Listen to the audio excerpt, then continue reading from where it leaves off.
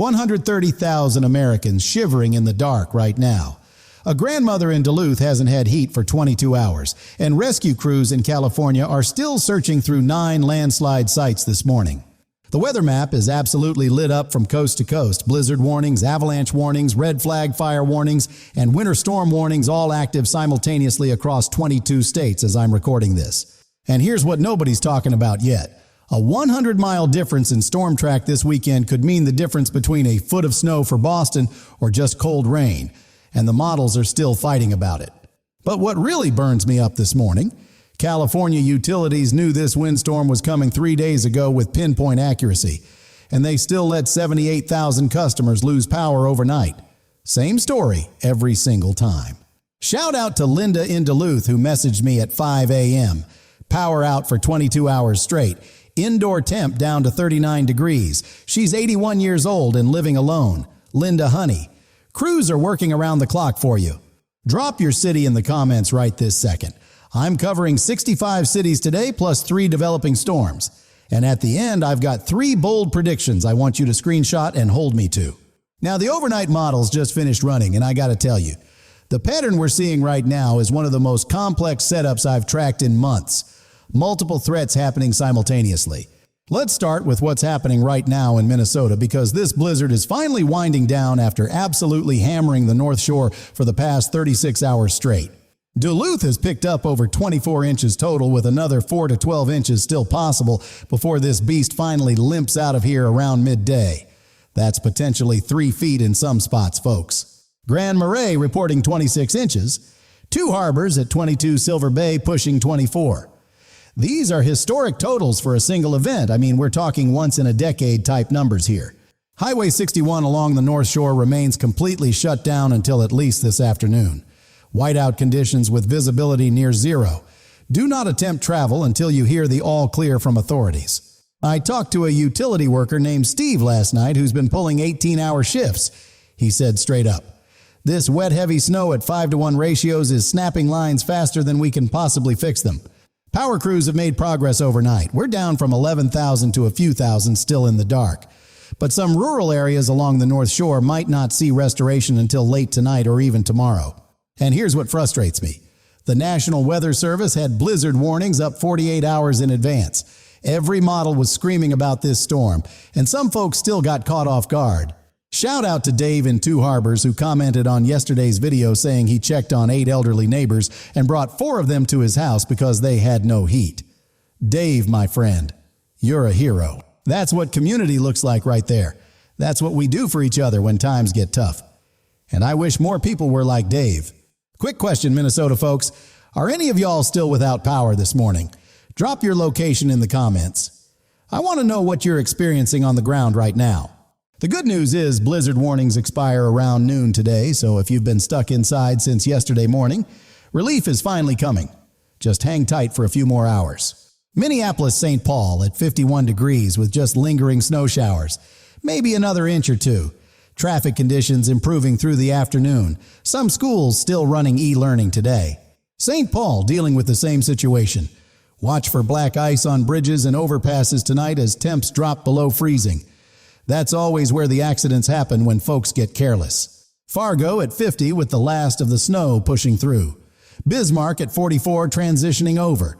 The entire Dakotas-Minnesota corridor finally catching a break after 36 brutal hours. Now, before I move to the next region, there's something buried under all this blizzard coverage that honestly has me more concerned for the next 24 hours. And I need the Ohio Valley to really lock in here. The Storm Prediction Center has issued a slight risk for severe weather tomorrow across Illinois, Indiana, Ohio, and Kentucky. And folks, they don't pull that trigger in mid-February unless they're genuinely worried. We're talking damaging winds, large hail, and a 5% tornado probability. That 5% brown-hatched area includes Indianapolis, Cincinnati, Louisville, Lexington, Columbus, Dayton, and Evansville. Here's what's driving this threat. A brand new low-pressure system is developing right now on the lee side of the Rockies in Colorado, and it's going to dive southeast through Kansas overnight tonight. By Thursday afternoon, that system rapidly deepens as it crosses the Midwest. We're talking 988 millibars by Friday morning over Wisconsin. and a strengthening low this time of year screams severe weather potential. The timing looks like storms firing up around noon to 1 p.m. near St. Louis and Effingham, racing through Indianapolis and Bloomington by 4 p.m., reaching Cincinnati and Louisville by 6 p.m. That puts the most dangerous storms rolling through right during rush hour traffic, and that's exactly when you don't want people on the roads if tornadoes start dropping. If you're anywhere in those cities Thursday afternoon and you hear thunder rumbling, get your tail inside immediately. Do not wait for a tornado warning. These storms could be moving 50 miles per hour and rotating hard. February tornadoes catch people completely flat-footed because nobody's got severe weather on their radar yet. And that's precisely what makes them so dadgum dangerous. You gotta be ready tomorrow.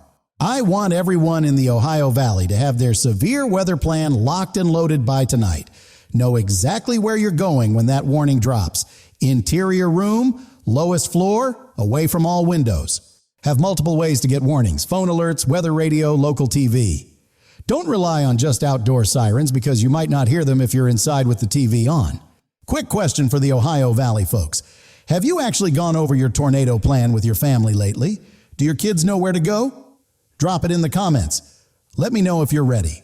Indianapolis at 60 degrees tomorrow, setting up for those storms. Cincinnati at 61, Louisville at 64, Columbus at 59, Lexington at 62, all sitting right in that slight risk zone. Shout out to Maria in Indianapolis, who messaged me saying she's a teacher and she's worried about dismissal time overlapping with the storms. Maria, that's a legitimate concern. Talk to your principal today. All right. Now let me swing over to California because while the Midwest deals with blizzards and severe weather, you folks out west got absolutely hammered overnight and it ain't over yet. 78,000 Californians woke up without power this morning after 75 miles per hour. Winds ripped through Southern California overnight. That's stronger than some tropical storms, folks. And here's what really gets me. We had 9 separate landslide events reported. 9 different locations where the ground just gave way. Rescue crews are still assessing some of those sites this morning. Shout out to Carlos in San Diego, who messaged me at 3 a.m. saying his power just went out and he could hear debris hitting his roof all night. Carlos, buddy, stay away from windows until those winds finally die down. Los Angeles looking at another round today. 0.3 to 0.6 inches of rain with gusty winds continuing. Urban flooding concerns especially in low-lying areas and anywhere near burn scars from recent fires. San Diego getting hit hard. 0.4 to 0.75 inches of rain with mountain snow of 1 to 1.25 inches at higher elevations. The moisture just keeps streaming in off the Pacific.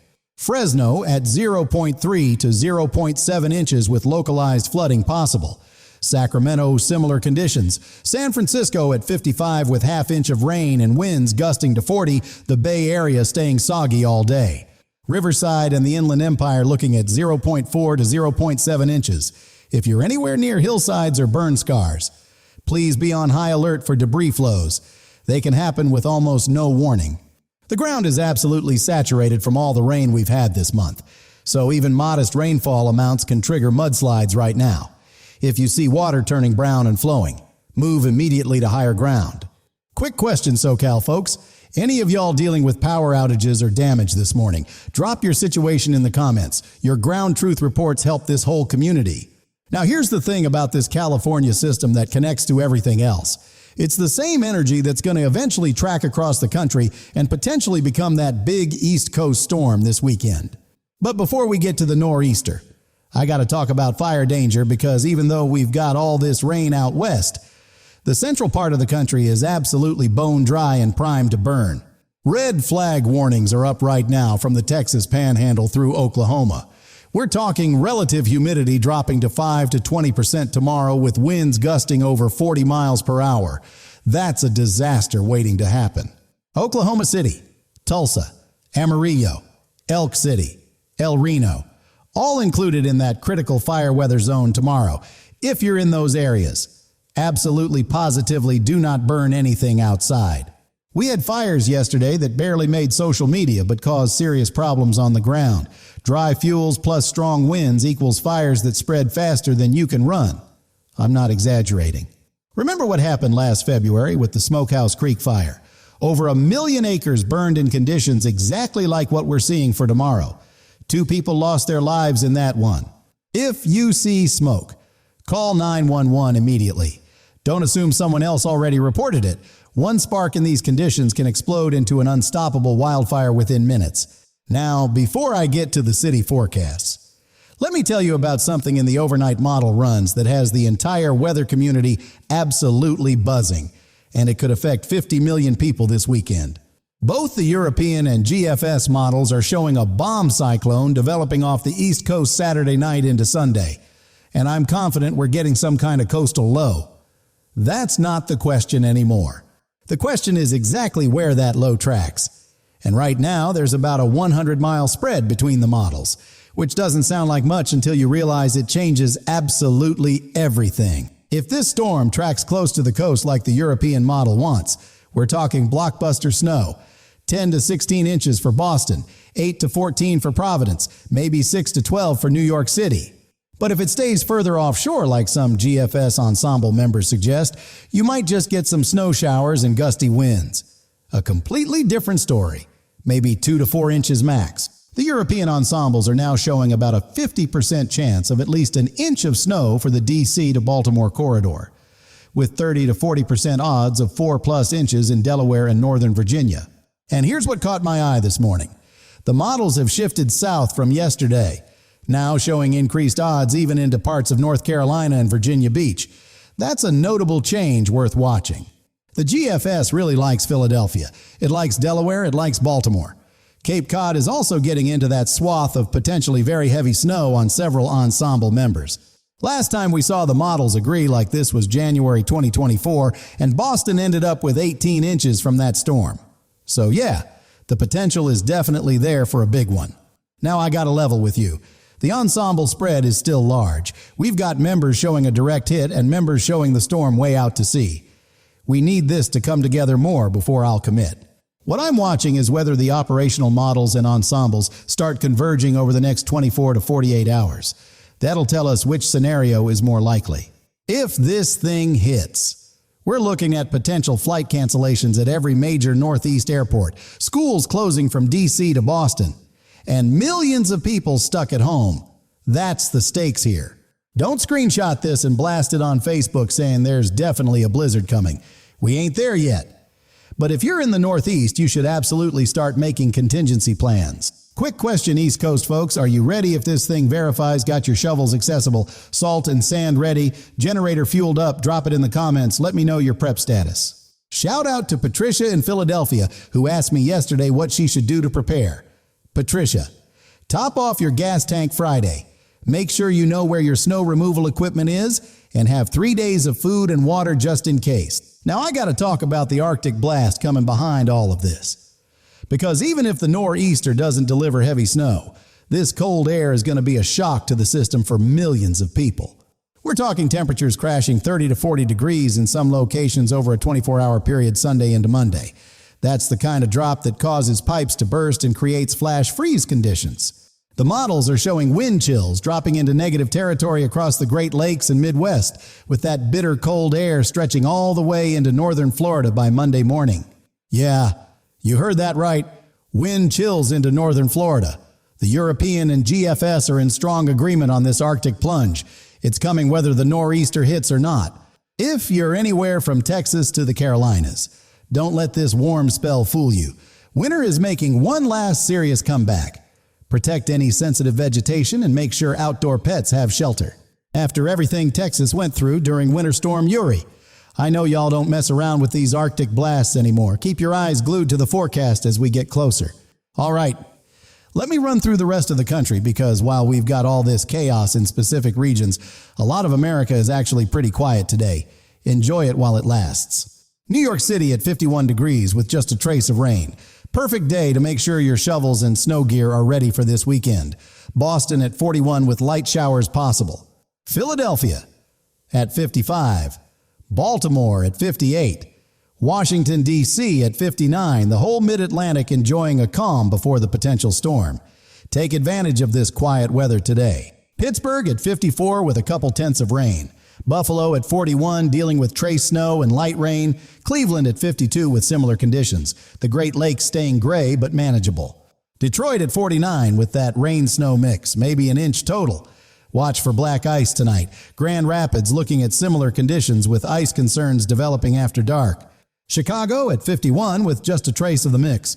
Milwaukee at 45, the Windy City finally catching a break after all the active weather to your north and west. Now sliding down to the southeast. And boy, oh boy, while half the country deals with winter chaos, y'all are living your absolute best February life down there. Atlanta at 71 with just a trace of rain. Gorgeous conditions. Birmingham at 72, Nashville at 69, Memphis at 69 Chamber of Commerce weather right across Dixie. Jacksonville at 73, Orlando at 78, Tampa at 76, Miami at 79, Florida, doing Florida things as usual. Snowbirds are absolutely crushing life right now. Charlotte at 67. Raleigh at 67, beautiful conditions today. But keep one eye on that weekend system. The models are now showing increased odds of impacts even into the Carolinas. Quick question for the Southeast folks. Are y'all loving this warmth or do you actually miss winter? Drop it in the comments. I'm genuinely curious what you prefer. New Orleans at 74, Houston at 80, San Antonio at 83, Dallas at 79, Fort Worth at 79. The entire Texas-Louisiana corridor is just perfect today. Austin at 82, El Paso at 72. My buddy in San Antonio sent me a video of his grandkids playing in sprinklers yesterday. Sprinklers in February. Meanwhile, Linda in Duluth is wrapped in blankets at 39 degrees. But Texas, don't pack away those winter coats just yet. That Arctic blast I mentioned is coming for you Sunday into Monday. Temps could crash 35 to 40 degrees in 48 hours. Oklahoma City at 79, Tulsa at 77, but remember that critical fire danger tomorrow. Absolutely no outdoor burning. The conditions are just way too dangerous right now. Little Rock at 69. Jackson at 71, the Gulf states all looking beautiful today. Soak it in before that cold air arrives this weekend. Now out west, the mountains continue stacking snow. Sierra Nevada has picked up incredible totals this season and more is on the way. Ski resorts are absolutely loving life. Denver at 51 with 1 to 2 inches of snow. DEN Airport seeing some delays as usual when systems move through. Allow extra time if you're flying today. Salt Lake at 50 with 1 to 2 inches. Colorado Springs looking at 1 to 3 inches. Avalanche danger has decreased from yesterday, but still exercise caution in the backcountry. Reno at 38 with 1 to 3 inches of valley snow. The mountain passes remain slow and treacherous. Boise at 51 with light snow in the mountains. Phoenix at 68 and dry. Las Vegas at 63. Albuquerque at 55. Tucson at 68. The desert southwest staying quiet while California deals with all that moisture. Portland at 48 with about a third of an inch of rain. Seattle at 47 with similar conditions. The Pacific Northwest staying typically soggy but nothing extreme. Spokane looking at a couple inches of snow. Billings at 44 with winds finally calming down from yesterday. Cheyenne at 48 with 1 to 3 inches and gusty winds continuing. Anchorage at 21 with 1 to 2 inches. Typical Alaskan February weather for you tough cookies up there.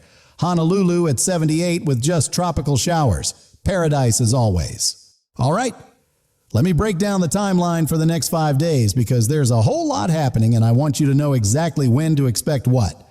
So pay attention here. Today, the Minnesota blizzard finally winds down by midday. California gets another round of rain and wind. Power restoration continues across all affected areas. Tomorrow, Thursday, is severe weather day for the Ohio Valley. Storms firing from noon through evening, damaging winds and isolated tornadoes possible. Have your plan locked and ready. Also, tomorrow, critical fire weather across the Texas Panhandle through Oklahoma. Do not burn anything outside. Conditions are absolutely prime for rapid fire spread. Friday, that low pressure deepens and tracks into the Great Lakes, pulling the first wave of cold air southward and setting the stage for the weekend coastal storm. Friday also brings a light snow wave to New England. Boston could see a few inches. This is the appetizer before the main course potentially arrives Saturday night. Saturday night into Sunday, if the models verify. That nor'easter bombs out and heavy snow breaks from the mid-Atlantic through New England. This is the main event we're all watching. Sunday into Monday, Arctic air comes absolutely screaming in behind the storm. Temps crash 30 to 40 degrees across the eastern half of the country. Wind chills going negative in spots. Monday into Tuesday, the coldest air of the pattern settles in. Wind chills stretching all the way into northern Florida. Protect sensitive vegetation and outdoor pets. All right, 3 predictions. And I'm swinging for the fences on these. Screenshot this right now and hold me accountable tomorrow morning. Prediction 1. The Duluth area finishes with over 28 inches total from this blizzard, and power is fully restored to all but the most remote rural areas by midnight tonight. Prediction 2. We get at least 1 confirmed tornado in the Ohio Valley tomorrow, and the Storm Prediction Center upgrades at least part of the region to a moderate risk before noon Thursday. Prediction 3. I'm calling it right now. By Friday morning, both models show Boston with a 12-plus inch snowfall forecast for this weekend, and the track spread narrows to under 75 miles. If I nail all 3. Share this video with one person who needs to see it. If I miss all 3, you have my full permission to roast me mercilessly in the comments tomorrow. Now let me talk safety, because with everything happening this week, there's too much potential for tragedy if folks aren't prepared, and I flat out refuse to sugarcoat any of this. Minnesota folks still without power. Generators go outside only, at least 20 feet from any window or door. No exceptions. Carbon monoxide has already killed people this winter. 3 winters ago, a father in Wisconsin ran a generator in his attached garage because his 2 little kids were shivering. By 6 a.m., he was gone. His 9-year-old daughter spent 3 weeks in the hospital. That family will never ever be the same. One desperate decision at 2 a.m. when the house was 38 degrees. If you're dangerously cold, get to a warming shelter. Your life is worth more than your pride. Ohio Valley folks, by tonight have your severe weather plan locked down tight. Know exactly where you're going when that warning drops. Don't be figuring it out when sirens are already blaring. California folks dealing with rain and potential debris flows. Stay away from hillsides and burn scars. If you see water turning muddy and starting to flow, move immediately to higher ground. East Coast folks watching that weekend system. Not saying panic buy, but top off the gas tank Friday. Know where your snow removal equipment is. Have batteries and flashlights ready just in case. And for everyone with elderly parents or grandparents anywhere in these affected areas, pick up the phone today, not tomorrow. Today. Make sure they have what they need and know they're not alone. 4 things I'm watching most closely over the next 72 hours. And these are what I need you keeping on your radar too. So listen up. Number 1. Minnesota power restoration and final snow totals. Linda in Duluth has been waiting 22 hours and counting. I want to see those lights back on today. Number 2. Tomorrow's severe weather outbreak in the Ohio Valley. Any tornado touchdowns in February are always significant events that demand our full attention. Number 3. Model convergence on that weekend nor'easter track. We need that 100-mile spread to narrow down before I can give you high confidence on snow totals. Number 4. How far south this Arctic blast penetrates early next week. The models are showing wind chills into Florida, and that's going to be a big deal for agriculture. Drop your city in the comments. Tell me what you're seeing out your window right this second. Are conditions matching what I'm telling you? Your ground truth reports help everyone. What region do you want me to dive deeper on tomorrow? East Coast nor'easter details, Ohio Valley severe breakdown, or the Arctic blast impacts? Let me know what's most important to you. If you've got family anywhere in the affected areas, share this video with them right now. Don't just assume they're watching the news. That share button might literally keep somebody safe tonight. I'll be watching the afternoon model runs very closely. If anything shifts significantly on that weekend storm or tomorrow's severe threat, I'll have an update out before you go to bed. If this video helped you understand what's heading your way, smash that like button. Subscribe if you haven't already. With this pattern, there's major weather almost every single day. Remember those numbers I started with: 130,000 without power, 78,000 in California, 75 miles per hour winds, 9 landslides, a 100-mile track difference that changes everything, and a 5% tornado risk nobody's discussing. That's why I'm here every single morning at 6 a.m., because weather doesn't punch a clock, and neither do I. When conditions turn dangerous, you deserve to know about it first. Somewhere in Duluth right now, there's an 81-year-old grandmother named Linda sitting alone in a 39-degree house, wrapped in every blanket she owns, wondering when the power is finally coming back on. That's somebody's mother, somebody's grandmother, somebody's whole world, and she's been cold and scared and alone for 22 hours now. Be the person who makes that phone call today. Be the neighbor who knocks on that door with an extra blanket. Be the reason somebody makes it through this storm safe and warm. That's what community really means. That's what we do here. And that's why I'll keep showing up every single day to keep you informed and prepared. Stay safe out there today, folks. Check on your neighbors, especially the elderly ones. Bring your pets inside. And if you're in any kind of warning area, take it deadly serious. I'll see you first thing tomorrow morning with the overnight updates. We'll track how those models handle the nor'easter and see if my predictions hit or missed. You're not just viewers to me, folks. You're family. And this community we've built together keeps each other informed, prepared, and safe. That's the whole point of what we do here. Take care of yourselves and take care of each other out there. God bless every one of you. See you tomorrow morning. Peace.